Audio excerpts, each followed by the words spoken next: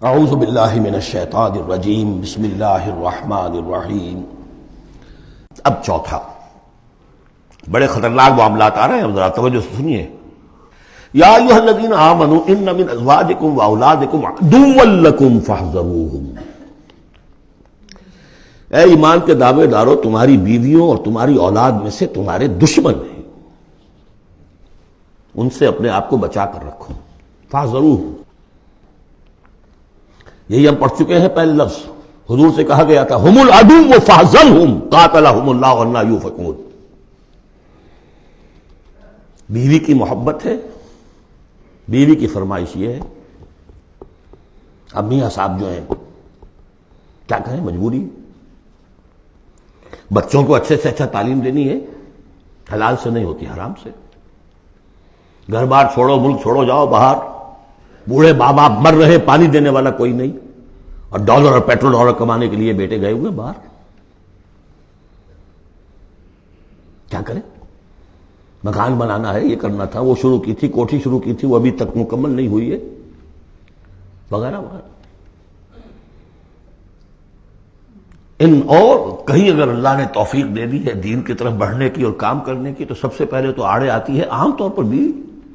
دماغ خراب ہوا آپ کا، وہ بھی تو بڑا دیندار ہے، آپ سے زیادہ لمبی داڑھی ہے اس کے، وہ تو ساری رشوتیں بھی لیتا ہے اور یہ بھی کرتا ہے وہ بھی کرتا ہے، آپ ہی بڑے دیندار بن کر آ گئے۔ ناشتے پہلے ہوتے تھے پراٹھوں کے اور انڈوں کے، اور اب مل رہی ہے سوکھی روٹی، ظاہر بات ریزنٹمنٹ تو ہوگی۔ ان من ازواجکم واولادکم عدوا لکم فاحذروہم، یہ بالکل الٹی باتیں ہیں ہمارے تصورات کی، بالکل برعکس۔ انقلابی تحریک کے اعتبار سے 100% ہر چیز فٹ بیٹھتی ہے، وہ تصور نہ ہو تو یہ ساری باتیں جو ہیں یہ ایسی منتشر ہو جاتی ہیں، انمل بے جوڑ سی ہیں۔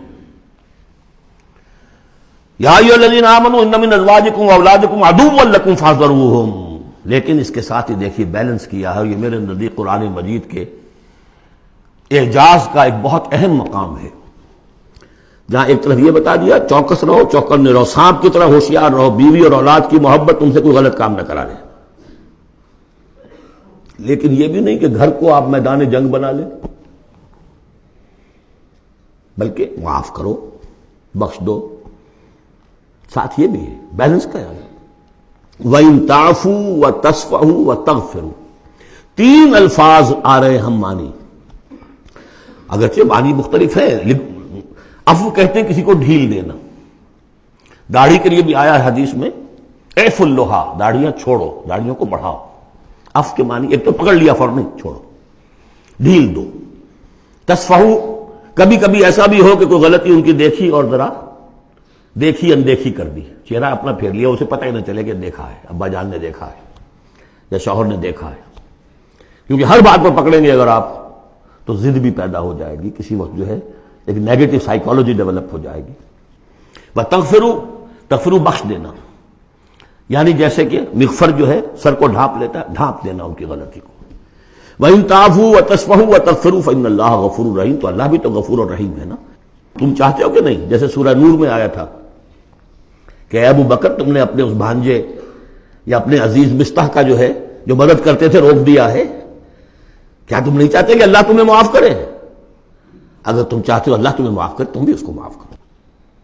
وَإِن تَعْفُوا وَتَصْفَحُوا وَتَغْفِرُوا فَإِنَّ اللَّهَ غَفُورٌ رَحِيمٌ۔ اب یہ آ گیا، دیکھیے پہلے ایک انڈیویجول، ایک مرد مومن، اس کی زندگی میں دو پھول اندر کھلے، ایک باہر والا پھول جو ہے وہ گوبھی کا پھول ہے بہت بڑا، اندر والا ہے تسلیم و رضا، توکل، اور باہر والا جو ہے اطیعوا اللہ واطیعوا الرسول، وہ تو ظاہر بات ہے کہ پورے دین کے اوپر جو ہے وہ محیط ہو گیا، جو بھی حکم ہے۔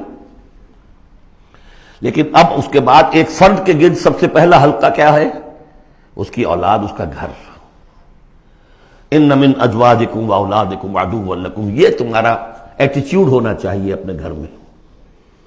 ایک طرف تو وہ جو طبعی محبتیں اللہ نے ڈالی ہوئی ہیں، کہیں وہ تم سے تمہاری منزل کھوٹی نہ کرا دیں، کہیں دین کے راستے پر بڑھنے سے رکاوٹ نہ بن جائے، ہوشیار ہو، فاحذروہم، ان سے بچو۔ لیکن ساتھ ہی ہے کہ گھر کی فضا کے اندر عفو، درگزر۔ دوسرا انما اموالکم واولادکم فتنہ، جان لو تمہارے مال اور تمہاری اولاد تمہارے لیے فتنہ ہے، اسی پر تو ہم آزما رہے ہیں تمہیں۔ زين للناس حب الشهوات من النساء والبنين والقناطير المقنطرة من الذهب والفضة والخيل المسومة والأنعام والحرث. یاد ہے کہ نہیں سورہ آل عمران کی آیت؟ اللہ نے یہ محبتیں ڈالی ہیں، کبھی تو امتحان ہے، آزمائش ہے. یہ محبتیں ہی نہ ہو تو سب کے سبھی اللہ کے بندے بن جائیں. دیکھنا تو یہی ہے کہ تم کس کس چیز کو، کس کس ریزسٹنس کو، کس کس ہرڈل کو عبور کر کے آ سکتے ہو ہمارے پاس. انہی پتھروں پہ ہو کر اگر آ سکو تو آؤ. میرے گھر کے راستے میں کوئی کہکشاں نہیں ہے. جنت جو ہے وہ بہت ناپسندیدہ چیزوں سے گھیر دی گئی ہے. تو یہ اموال اولاد یہ تمہارے لیے فتنہ ہے. جانچے جا رہے. اولاد کو کیا بنانے کی فکر کی تھی تم نے؟ بندہ مومن بنانے کی فکر کی تھی یا ایک پیسہ کمانے والی مشین بنانے کی فکر کی تھی؟ اور اچھی طرح جان لیجئے کسی شخص کے دل میں ایمان کتنا ہے اس کا اصل انڈیکس وہ یہ ہے کہ وہ اپنی اولاد کو کیا بنا رہا ہے. اس نے خود کتنا ہی بہروپ جو ہے وہ بنا بیٹھا ہو، بہت بڑا عالم دین اور مسند نشین اور بہت بڑا صوفی اور بہت بڑا مرشد، لیکن یہ دیکھیے اس نے اپنی اولاد کو کیا بنانے کی کوشش کی ہے. اس کا اصل جو باطن ہے وہ وہاں نظر آئے گا. ویلیوز جو اس کے اندر ہیں وہ وہاں نظر آئیں گے. اب آئی تیسری بات،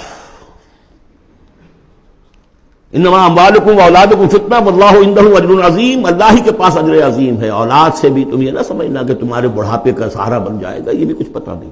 کیا پتہ یہی اولاد بڑھاپے میں ٹھوکریں بھی مارے. ٹھوکریں اگر پاؤں سے نہیں ماریں گے زبان سے ماریں گے. سینہ تان کر کھڑے ہو کر کہیں گے، باتیں کریں گے، ابا جان کیا آپ باتیں کرتے ہیں، دقیہ دوسری باتیں آپ کرتے ہیں، زمانہ بدل گیا، آپ کو کیا معلوم. صدق اللہ العظیم.